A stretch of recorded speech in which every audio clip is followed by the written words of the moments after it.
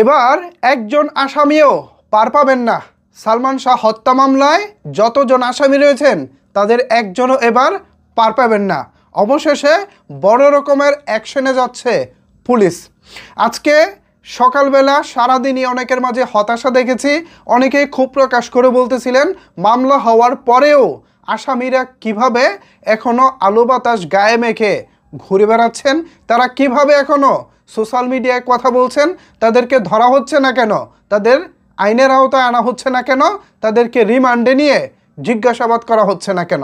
এই যখন সালমান ভক্তদের মনের ক্ষোভ, তখন সালমান ভক্তদের জন্য এলো দারুণ সুখবর। সময় টিভি একটি নিউজে জানিয়েছে আসামিদের ফোন ট্র্যাকিং করা হচ্ছে। যাদের নামে মামলা করা হয়েছে তাদের প্রত্যেকের ফোন ট্র্যাকিং করা হচ্ছে। তারা কোথায় যাচ্ছে, কার সাথে কথা বলছে, তাদের গতিবিধি সব কিছুই ট্র্যাক করা হচ্ছে। এইটা সত্যি এই মুহূর্তে ভালো লাগার একটা খবর। বাংলাদেশে একজন নায়ক ছিলেন যার নাম সালমান শাহ, যার মৃত্যু হয়েছিল আজ থেকে ঠিক 29 বছর আগে, এবং তার মৃত্যুটা অস্বাভাবিক একটি মৃত্যু ছিল। তার ওয়াইফ অর্থাৎ সামিরা, সালমানের ওয়াইফ, এটিকে আত্মহত্যা বলে দীর্ঘ 29 বছর দাবি করে আসছিলেন। কিন্তু সম্প্রতি এই মামলাটিকে আদালত হত্যা মামলা হিসেবে লিপিবদ্ধ করেছেন এবং পুলিশকে তদন্ত করার নির্দেশ দিয়েছেন। এরপরই একে একে উঠে আসে চাঞ্চল্যকর তথ্য। 29 বছর আগেও অনেকে জবানবন্দি দিয়েছিলেন এবং সম্প্রতিও অনেকে নতুন করে এই মামলায় যারা আসামি আছেন তারা মুখ খোলা শুরু করেছেন। সব কিছু মিলিয়ে পরিস্থিতি এমনভাবে দাঁড়াচ্ছে 11 জনের নামে যে মামলা করা হয়েছে এদের মধ্য থেকে অনেকেই ফেঁসে যাচ্ছেন। আর এটাই সালমান ভক্তদের জন্যও এই মুহূর্তে দারুণ সুখবর।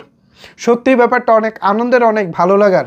আমি প্রত্যাশা করেছিলাম এই আসামিদেরকে যেন নজরে রাখা হয়। অবশ্য আমার আপনার থেকে নিশ্চয়ই প্রশাসনের মানুষজন বেশি ভালো জানেন। সো সেই জায়গা থেকে তারা তাদের কাজ শুরু করে দিয়েছেন। ধন্যবাদ প্রশাসনকে। আমরা সালমান শাহ হত্যার একটা বিচার চাই এবং এমন একটি বিচার চাই যে বিচারটা বাংলাদেশে ইতিহাস হয়ে থাকবে। এরকম হত্যাকাণ্ড যেন আগামী 100 বছর কেন, বাংলাদেশ যতদিন বেঁচে থাকে ততদিন যেন কেউ ঘটানোর সাহস না করে। ভাবা যায় জনপ্রিয়তার তুঙ্গে থাকা একজন নায়ক সালমান শাহ, যিনি ছিলেন হাজার হাজার লাখ লাখ তরুণ তরুণীর ক্রাশ, যিনি ছিলেন সবার আইডল, যাকে হৃদয় থেকে ভালোবেসে সিনেমা হলে ছুটে যেতেন হাজার হাজার দর্শক, যার উপরে সিনেমার প্রযোজকরা ইনভেস্ট করতেন কোটি কোটি টাকা, যিনি ছিলেন আমাদের স্বপ্নের নায়ক, সেই নায়কটাকেই কিনা ব্যক্তিগত রোষানলে জীবন দিতে হলো, পারিবারিক দ্বন্দ্বে জীবন দিতে হলো, নিজের শাশুড়ির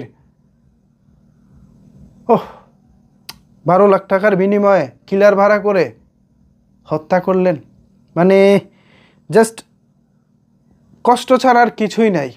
তো আপাতত খুশির খবর, আসামিরা পুলিশের নজরবন্দিতে রয়েছেন, তাদের প্রত্যেকের ফোন ট্র্যাকিং করা হচ্ছে, এমনটাই জানিয়েছে সময় টেলিভিশন। এ বিষয়ে আপনারা কি ভাবছেন জানিয়ে দিন আপনার মতামত নিচের কমেন্টস বক্সে। ধন্যবাদ সবাইকে এতক্ষণ আমার সাথে থাকার জন্য।